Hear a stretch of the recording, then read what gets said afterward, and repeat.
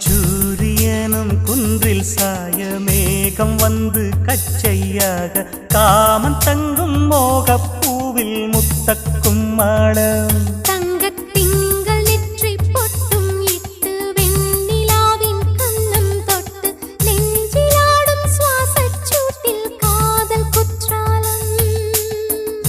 தேன் தெளிக்கும் தென்றலாய் நின்னருகில் வந்து நான்